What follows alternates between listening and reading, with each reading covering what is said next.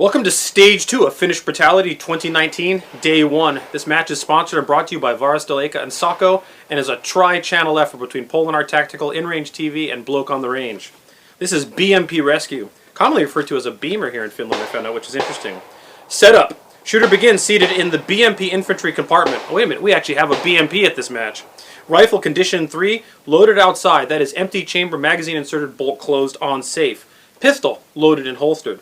The BMP door will be slightly open as set by the RO, but essentially closed. Drag dummy will be located next to the car wreck, outside of the passenger door. Give the next part of this reading to Mike from Bloke on the Range. Thank you. So, at the buzzer, the shooter throws open the BMP door and engages all rifle steel with 2 hits each from the designated shooting position, using the BMP door as cover.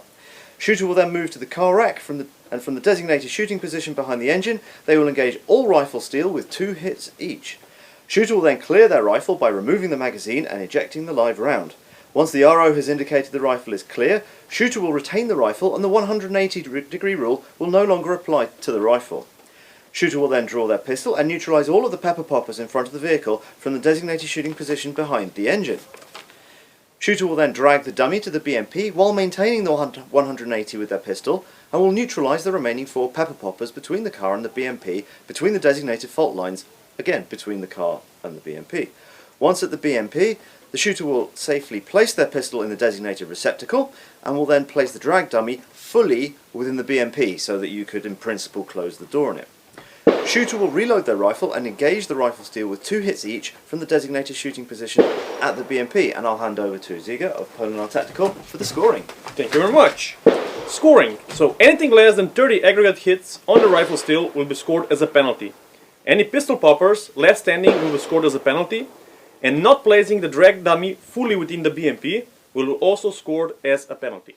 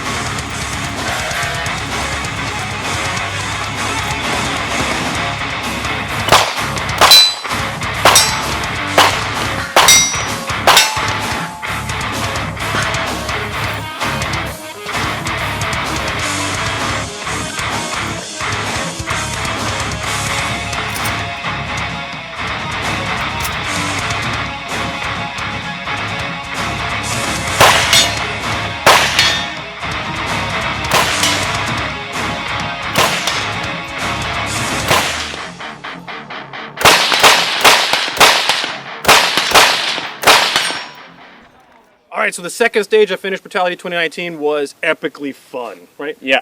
I don't know about you, maybe in Slovenia. BMPs aren't on every street corner in the US, not yet.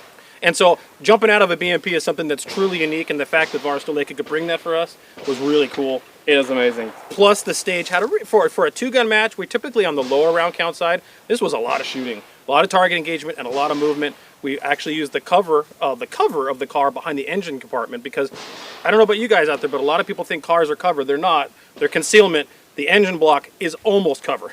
So we purposely put the shooter behind the engine compartment, and then back to the BMP. I had a good time. What do you think?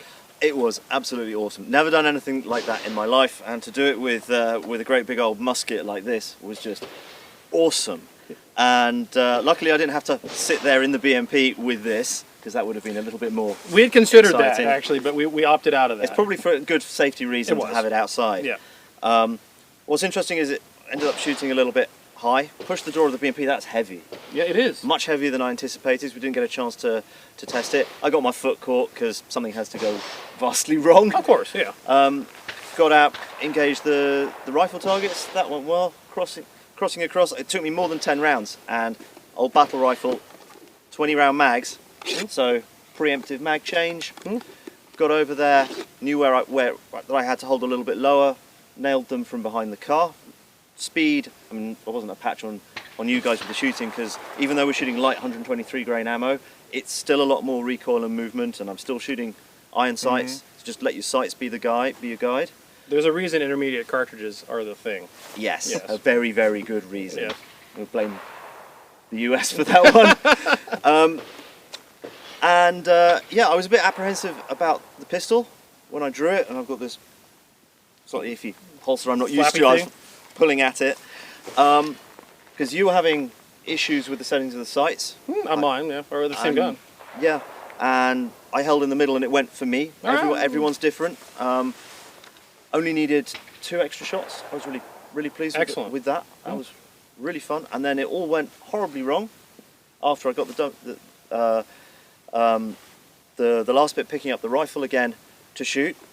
Because I've got 3 magazines, this is a loaner gun, it's not mine, loaner magazines. The last magazine is metric, and it's the devil's own measurement system in God's own bang stick. So the first round telescoped, which may have just been I hadn't locked it in, because the difference for those who don't know is that an inch magazine has a great big lug on the front and just in. The metric ones have a tiny, tiny little little cut in the metal, which just doesn't lock anywhere near as positively. They are one-way compatible, but it's better to have inch with inch and Metric with metric? metric with metric, Yeah. strangely enough. And Somebody put peanut butter in your tuna fish sandwich. yeah, Yeah. and so I had a stoppage, and it was one of those mental game things. What do I do? It was going through my mind. Do I clear it? Do I run back to get the 2 partially expended mags and finish it off? And I thought, no, I wedged the rifle in the edge of the door of the BMP and fiddled it, got it out, ran it, and then I had a short stroke. That was fine. Cocked and looked. It was clearly a short stroke, let it go, finished it up. But the big issue for me was how to sling this, because on the previous stage I'd thrown the rifle over me. I won't do it here because we're not in a safety area. Caught my hand on the barrel, burnt myself a bit, and with a traditional sling on the bottom, this was not right. And you guys are standing there with modern slings attached to the left-hand side of the rifle, as a sling should be. The 2-point adjustable is a magic piece of kit. Yeah, and I'm standing here with the rifle on my boot here, because, so we were debating whether to sling it up or down or how, and we came to the conclusion that the best way was to sling it there, hook the sling under the pouch, because a dropped gun's a DQ, and that meant that I could have the gun under control with the left hand, grab the dummy with the right hand, and not worry about it. And this is like the best solution with the That worked out okay. primitive technology here. I'm sure we'll get more into this in other videos later in the series, because we're going to have a lot from the match.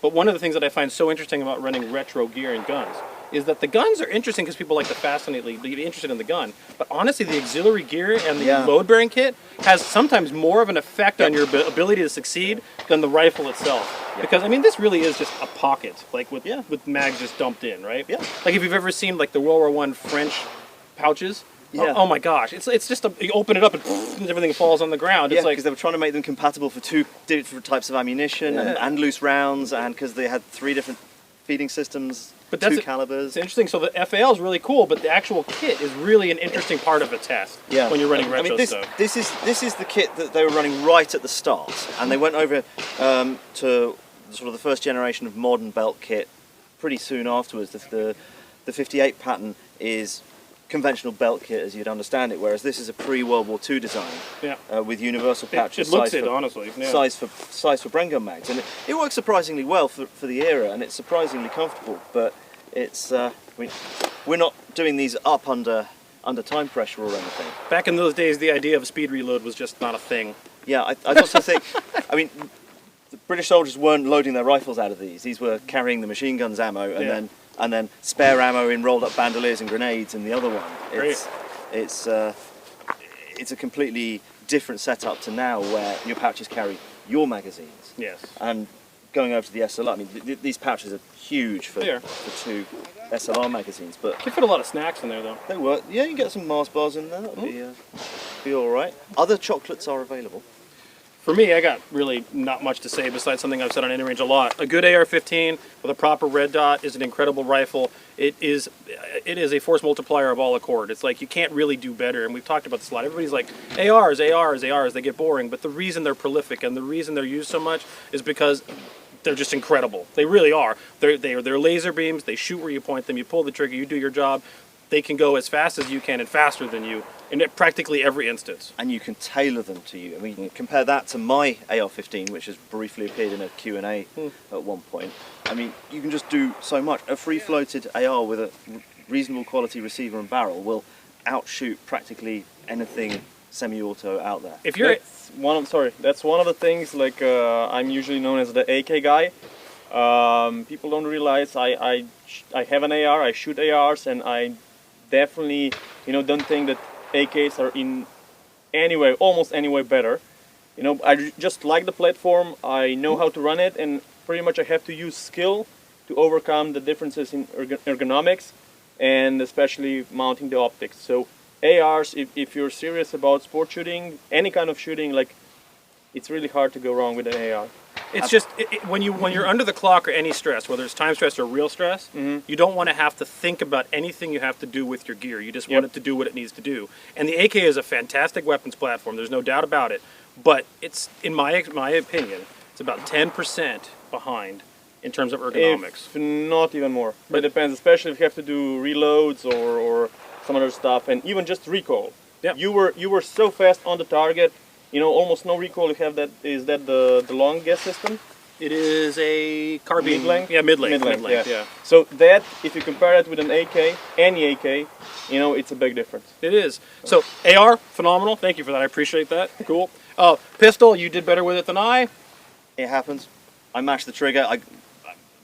I just lost concentration on one shot. I thought, oh, this is going well.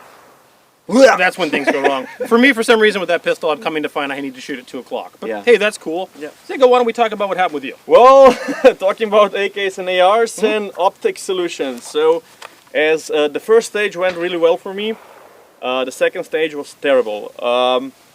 I started fine with the rifle on the doors of the BMP, shot it, and it was off the target.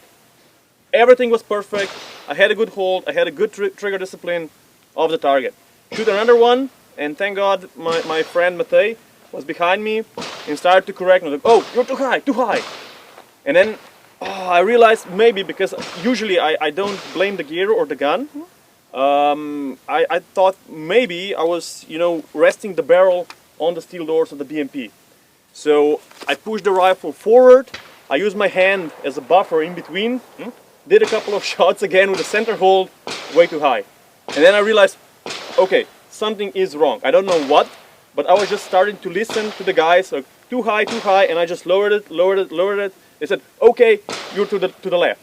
And I pushed the rifle a bit to the right, and then figured from that position, I had to aim one target length under it, Wow. and half a target length to the right. We're talking about... And those are hits. We're talking 70 meters here, too, that's a dramatic amount of shift. Yep. But I figured, okay, something is wrong, but that is working for me. I tried to use that hold, went to the other targets, shot them, okay. Rifle on safe, I sprint to the car and figured, okay, probably I did something on the doors of the BMP that caused the rifle to shoot differently. So on the car, I just tried normal hold. And I actually used my hand between the bonnet of the car and the rifle, so I was not resting it on the bonnet directly. It's a very thick barrel, but it is not free-floated, so that would have been... that was my concern. Good strategy. But after the first shot, the same thing, like, you're too high and to the left. So I just reverted to that, pretty much that hold that I had. Shot some of the rounds, had to shot some of the targets, had to do a reload, of course, because I shot a bunch of rounds. Then unloaded the rifle, did quite a good run on a handgun, but I was already really stressed. I didn't know what was happening. Okay, then I went for the dummy, pulled it to the rear or to the designated area. Shot again with the pistol solidly. I had a couple of misses, but whatever. And then when I came back to the BMP door, I was pretty much certain, okay, something has to change. Zero probably changed, something was wrong. And I just went to the same hold as I had reliable hits, you know, and I think I hit it quite good. You did. Yeah, I was just using the consistent hold, but what I figured right now, just before we started filming. First of all, on the clock is when things like this happen. Yeah. And adapt and overcome, you did in great ways. I tried my best. And all that reasoning is going through your head while you're shooting, while you're worrying about everything else. And you know the clock is running. Yeah. So, anyways, we figured out what's going on here. So, the mount here, it's a Belarus mount, and I guess this is the new term now for shitty mount. As you can see here, it just moved forward. I don't know, it doesn't have a stop or something. And when it pushed it forward, my scope is actually resting on the rear side on the rifle,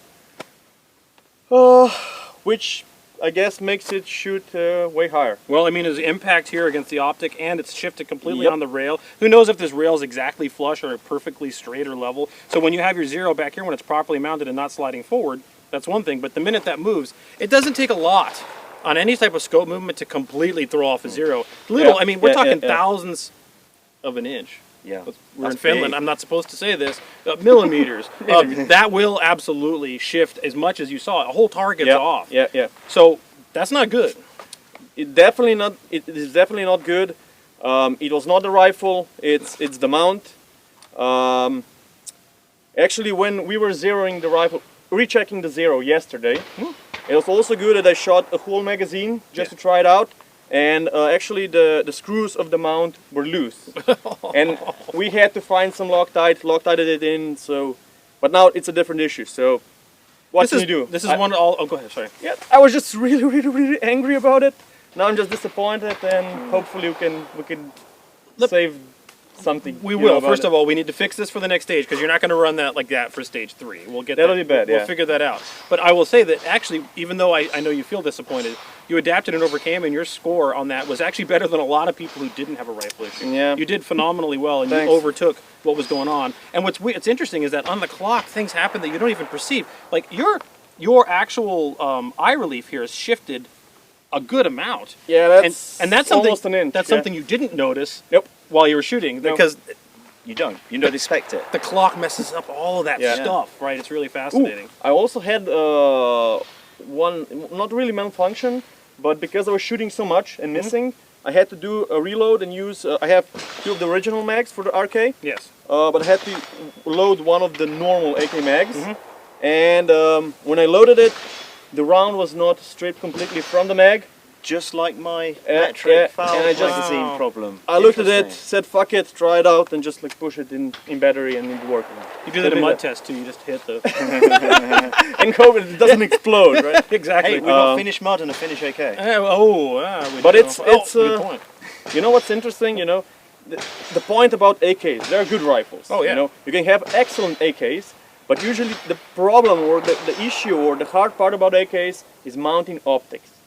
And this was the problem here now. So They don't modernize well. I mean, it's a fantastic design. It's extremely durable in the field, but it's always hard and usually a kludge to get optics on there. Now, that Belarusian side mount that's weird. Like maybe if we'd been using something, you know. well, if you look at it, the optic is what, $1,000 something? Yeah, it's a The great optic. rifle is 2,700. This is as expensive as a Scar rifle. It is.